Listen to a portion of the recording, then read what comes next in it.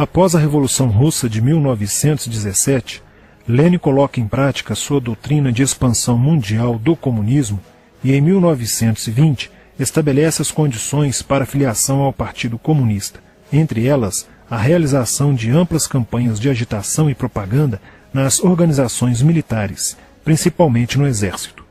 Em 25 de março de 1922, nasce o Partido Comunista do Brasil, o PCB.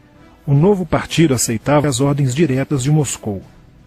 Em 1927, partindo da teoria à prática, o PCB criou uma frente única operária e iniciou um trabalho de infiltração nos quartéis, influenciando Luiz Carlos Prestes, capitão do Exército, a aderir ao comunismo, fato que se deu em março de 1931. Em abril de 1935, Prestes foi incumbido pela direção da Internacional Comunista de promover um levante armado no Brasil. O movimento tinha por objetivo derrubar o presidente Getúlio Vargas e tomar o poder. Liderados pela Aliança Nacional Libertadora, militares inclinados ao comunismo iniciaram a rebelião no dia 23 de novembro de 1935, dentro dos quartéis em várias partes do país. Mas devido à falta de organização dos ataques e à ausência do apoio popular, o exército derrotou os comunistas e evitou o golpe de Estado. Em seguida, Prestes é preso e perde a patente de capitão. Com o advento da Segunda Guerra Mundial e a invasão da Rússia pelos nazistas, a política exterior soviética muda e Stalin tenta ganhar o apoio das democracias ocidentais. O PCB redireciona sua política seguindo disciplinadamente a orientação de Moscou e apoia Getúlio Vargas. Após o final da Segunda Guerra Mundial, o PCB reinicia a agitação das massas populares e tenta desestabilizar o governo Dutra através de uma política conspirativa. Durante toda a década de 50, Moscou, através de suas redes apoiadas pelos partidos comunistas no mundo inteiro, tentava desestabilizar as democracias ocidentais. Como consequência, nessa época, em muitas universidades ocidentais, predominava uma visão social esquerdista, sendo que grande parte do terceiro mundo aclamava o modelo soviético como a estrada para a justiça social. Muitos intelectuais se declaravam marxistas. Assim, a conjuntura era altamente favorável ao comunismo, o que provocou sua expansão dramática até o final da década de 50, com a vitória da Revolução Cubana. Isso fez o PCB defender com mais intensidade a luta armada como a única solução viável e progressista dos problemas brasileiros. A União Soviética, destinada a aumentar o seu campo de influência no continente americano, despertou interesse pelo Brasil, um país de dimensões imensas, fronteiriço com quase todos os países da América do Sul, país estratégico no cenário mundial que poderia pender o fiel da balança para o lado comunista. Nos primeiros anos da década de 60, o Brasil passou a viver período de crescente instabilidade política, militar e institucional. Em 1961, Luiz Carlos Prestes encontrou-se com Nikita Khrushchev em Moscou para planejar a Revolução Agrária no Brasil. Neste mesmo ano, no governo de Jânio Quadros, o Partido Comunista Brasileiro enviou a Cuba, com o apoio de Fidel Castro, dezenas de brasileiros para o treinamento político-militar, visando a preparação de quadros revolucionários para desencadear ações de guerrilha rural e urbana no Brasil. Os chineses também colaboraram para a tentativa de implantação do comunismo no Brasil, recebendo na Academia Militar de Pequim, em 1962, um primeiro contingente de brasileiros, visando a formação de quadros guerrilheiros para o movimento que viria a ser implantado na região do Araguaia. No Nordeste do Brasil, Francisco Julião organizava as ligas camponesas, com militantes treinados em Cuba. O apoio cubano concretizou-se no fornecimento de armas e dinheiro, além da compra de fazendas em Goiás, Acre, Bahia e Pernambuco, para funcionar como campos de treinamento. No dia 4 de dezembro de 1962, o jornal O Estado de São Paulo noticiou a descoberta e o desbaratamento de um campo de treinamento de guerrilha no estado de Goiás, em uma das 3 fazendas pertencentes às ligas camponesas. Enquanto isso, Goulart governava o país de uma forma pendular. Ora pendia para o lado dos comunistas, ora para o lado dos conservadores. Em setembro de 1963, tudo indicava que o país caminhava para uma revolução de esquerda, principalmente com João Goulart apoiando a sindicalização de sargentos, promovendo a quebra da hierarquia e da disciplina nas Forças Armadas. Em 4 de outubro de 1963, Goulart solicita o estado de sítio ao Congresso Nacional, pelo prazo de 30 dias. A manobra foi repelida pelo Congresso e João Goulart passou a conduzir ações no sentido de implementar o projeto golpista que desaguaria em um regime totalitário de esquerda. Insuflado e orientado por seu cunhado Leonel Brizola, pregava a necessidade de reformas de base e a implantação de uma república sindicalista. Controlando o aparelho sindical, o governo promovia o grevismo, a anarquia e o caos. O país passou a viver dias de intranquilidade, estagnação econômica e inflação descontrolada. Em meio à crescente radicalização do ambiente político, Leonel Brizola era a liderança que unificou as esquerdas na frente de mobilização popular, criando o grupo dos 11 companheiros para tomar o poder pela luta armada. Segundo Brizola, o grupo dos 11 seria a vanguarda avançada do movimento revolucionário, a exemplo da Guarda Vermelha da Revolução Socialista de 1917 na União Soviética. Alheio às críticas que lhe endereçavam militares e oposição civil, João Goulart e o PCB mantinham entendimentos constantes. No dia 13 de março de 1964, um comício realizado na Praça Central do Brasil, no Rio de Janeiro, ficou conhecido como a Comissão das Reformas. Mais de 100 mil pessoas participaram, pedindo a legalização do PCB e a entrega de armas ao povo para a luta armada. No palanque estavam João Goulart, Miguel Arraes e Leonel Brizola. No dia 19 de março aconteceu a primeira Marcha da Família com Deus pela Liberdade, que reuniu 800 mil pessoas em oposição ao comício do dia 13, em demonstração do descontentamento de grande parte da população com os rumos que tomava a situação nacional, principalmente devido à impressionante demonstração de força, o tom radical dos discursos de Arraes e Brizola e a profusão de cartazes com a foice e o martelo. Em 20 de março, apoiados por Brizola e pela CGT, a Associação dos Marinheiros e Fuzileiros Navais do Brasil reuniu-se declarando um motim, dando origem a vários outros movimentos rebeldes no interior das Forças Armadas. Realizou-se em Niterói, na sede do Sindicato dos Operários Navais, um congresso continental de solidariedade a Cuba, com a participação de delegações latino-americanas. Luiz Carlos Prestes manifestou o desejo de que o Brasil fosse a primeira nação da América do Sul a seguir o exemplo de Cuba, se tornando uma nação comunista. Na véspera de 30 de março de 1964, João Goulart, ignorando o pedido de assessores e do seu líder na Câmara, Tancredo Neves, compareceu à sede do Automóvel Clube para uma homenagem da Associação dos Sargentos da Polícia Militar. No seu discurso, Goulart defendeu a mudança na Constituição para que pudesse concorrer às eleições presidenciais de 1965, desagradando a Carlos Lacerda, Magalhães Pinto e Juscelino Kubitschek, pré-candidatos à presidência da República. O golpe da esquerda já estava preparado para 1º de maio de 1964, caso o Congresso Nacional não aprovasse as mudanças. A imprensa brasileira, bem como importantes setores da Igreja Católica, do meio empresarial e a maior parte do Congresso Nacional, exigiam ações das Forças Armadas para conterem os comunistas no Brasil. Ao final de março, jornais como o Globo, Jornal do Brasil, Correio da Manhã e Diário de Notícias pregaram abertamente a deposição do presidente João Goulart. Nos bastidores dos acontecimentos, os serviços secretos dos Estados Unidos e da União Soviética trabalhavam intensamente, tentando cada um fazer a balança pender para o seu lado, não medindo esforços para levarem o Brasil a uma guerra civil. O general Olímpio Mourão Filho resolveu partir com suas tropas, sediadas no estado de Minas Gerais, para o Rio de Janeiro. O general Castelo Branco, ao saber disso, telefonou para Magalhães Pinto, governador de Minas Gerais, com o intuito de segurar o levante. O governador mineiro argumentou que, uma vez iniciada a revolução, seria um erro parar, pois alertaria as forças fiéis a Goulart, podendo agravar a situação. A falta de reação do governo Goulart e dos grupos que lhe davam apoio foi notável. Não se conseguiu articular uma reação armada por parte da esquerda. Também fracassou uma greve geral proposta pelo Comando Geral dos Trabalhadores, em apoio ao governo.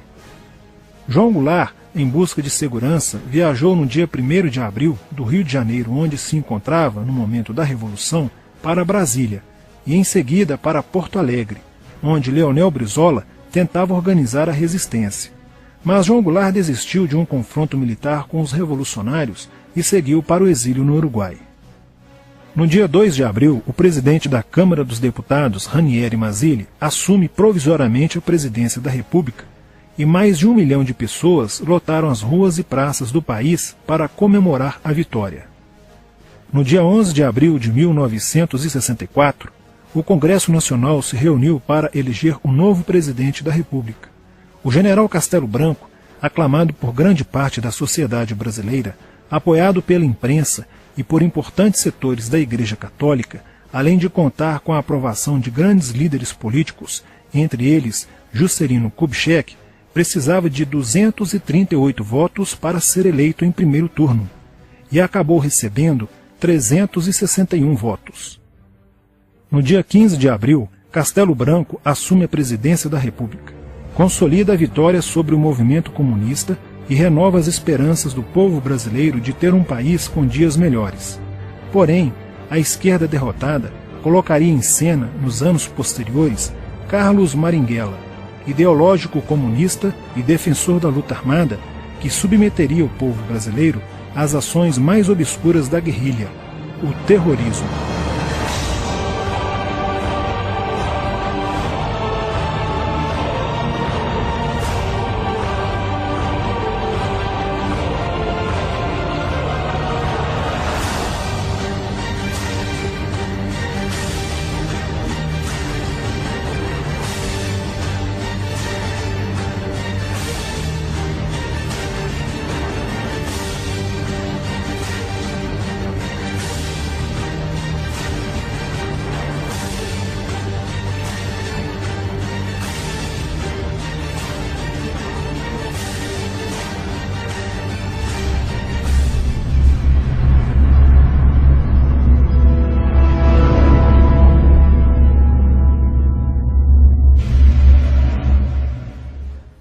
Em 1959, quando Fidel Castro anunciou ao mundo que sua revolução era comunista, passou a ser apoiado por Moscou.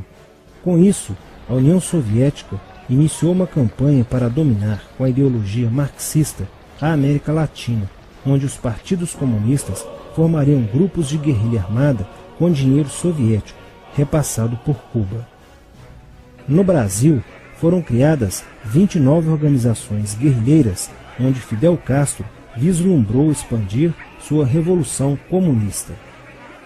Em 1961, o presidente do Brasil, Jânio Quadros, condecorou o guerrilheiro cubano Che Guevara com a Ordem do Cruzeiro do Sul, sem imaginar que 4 meses antes o Partido Comunista Brasileiro acertara com Fidel Castro o envio de jovens brasileiros para o treinamento de guerrilha em Cuba, com a finalidade de preparar quadros revolucionários que desencadeariam a luta armada no Brasil. As ações armadas já existiam antes de 1964 no governo de João Goulart, através das Ligas Camponesas de Francisco Julião e do Grupo dos 11 de Leonel Brizola.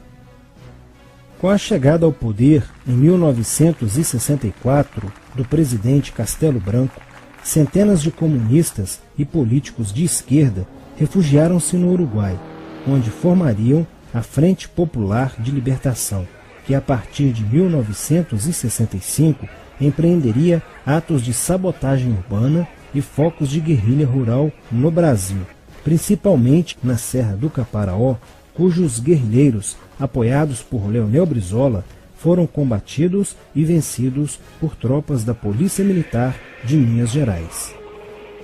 Em 1966, a esquerda brasileira, decidida a tomar o poder à força e em curto prazo, passou a adotar táticas terroristas como as que foram usadas pelo grupo guerrilheiro Ação Popular, que ao explodir uma bomba no saguão do Aeroporto Internacional de Guararapes, em Recife, matou o jornalista Edson Regis de Carvalho e o almirante Nelson Gomes Fernandes, A influência da Revolução Cubana passou a servir de modelo para muitos revolucionários como Carlos Marighella, do PCB, que em 1967 viajou a Cuba e participou de um evento sobre a propagação da luta armada no território brasileiro.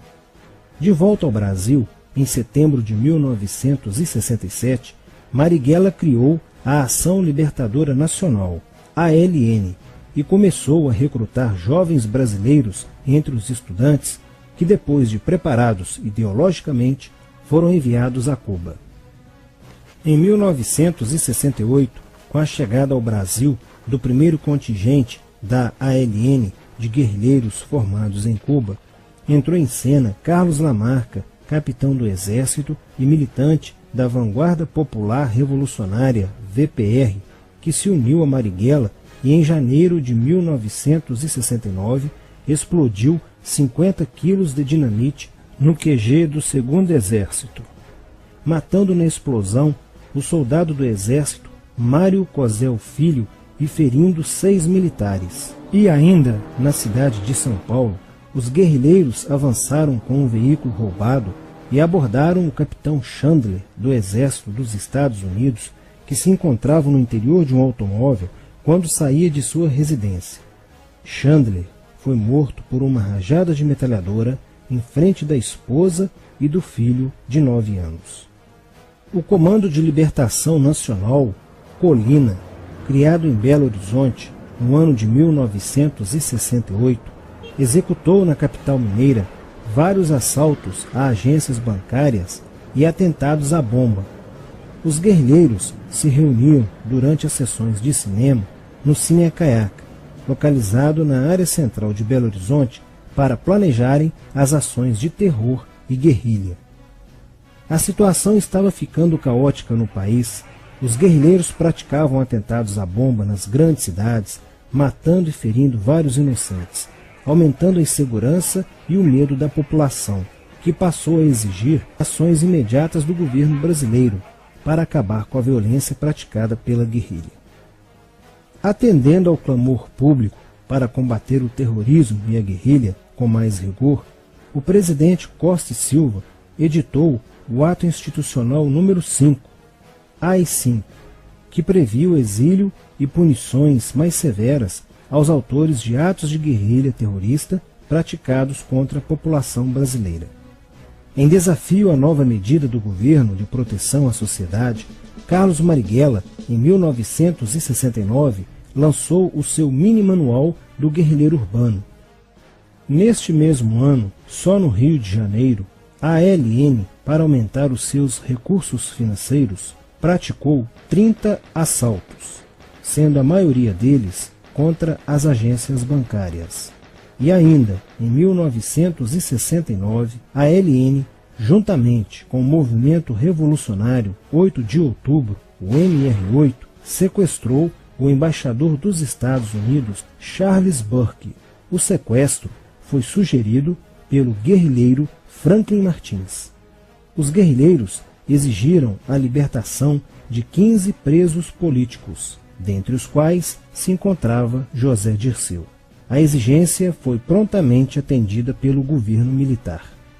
A ALN estava prestes a sofrer um grande golpe quando Marighella começou a cair.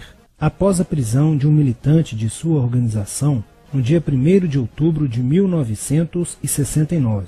Os dados fornecidos pelo militante da ALN preso coincidiram com informações prestadas por outro militante da VPR, que também denunciou o envolvimento de vários religiosos com grupos de guerrilha, entre eles Frei Beto.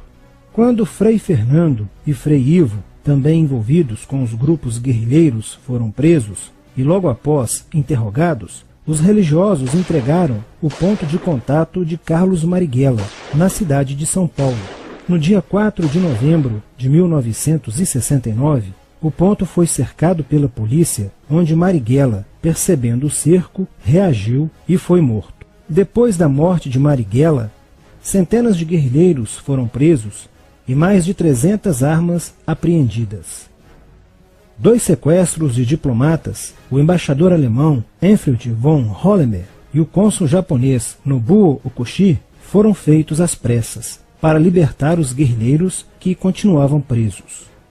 Inspirados no marxismo cultural, vários militantes da esquerda brasileira iniciaram a estruturação de uma organização que se infiltrou nas faculdades brasileiras, bem como no meio artístico e cultural e principalmente nas edições de jornais, setores estes com grande poder de influência sobre a formação da opinião popular. Durante as manifestações, vários militantes comunistas, usando armas de fogo, eram infiltrados no movimento estudantil e disparavam contra os manifestantes, na intenção de colocar a opinião pública contra o regime militar.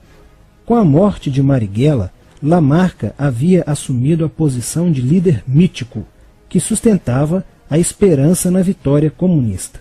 Em 1970, quando o embaixador suíço Giovanni Butcher foi sequestrado, o governo se recusou a soltar os presos da lista apresentada pelos guerrilheiros.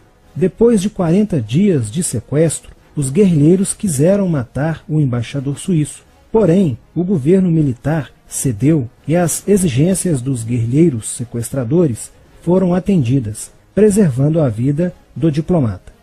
Na cidade de São Paulo, o cerco sobre a vanguarda popular revolucionária, liderada por Carlos Lamarca, estava se fechando. Isso fez com que Lamarca fugisse para o Vale da Ribeira e montasse um campo de treinamento para a guerrilha.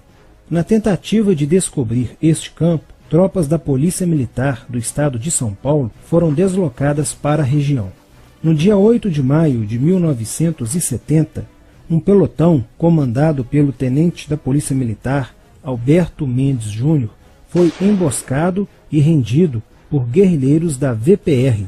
O tenente Mendes foi feito refém e obrigado a seguir com os guerrilheiros na direção de Sete Barras.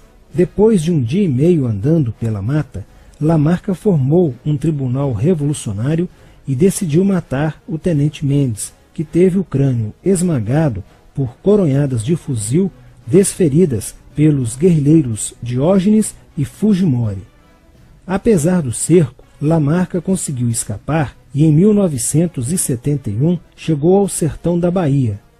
Depoimentos de guerrilheiros presos em Salvador levaram o exército ao esconderijo de Lamarca, que, estando armado de metralhadora, reagiu à prisão e foi morto. Após a morte de Lamarca, o número de militantes presos era bem maior que o número de guerrilheiros em ação no Brasil. Os guerrilheiros, percebendo que o cerco estava se fechando, passaram a sequestrar aviões comerciais e obrigar o piloto a desviar para outro país, onde pudessem se exilar. 4 desses aviões foram desviados para Cuba. Os guerrilheiros comunistas estavam perdendo a guerra.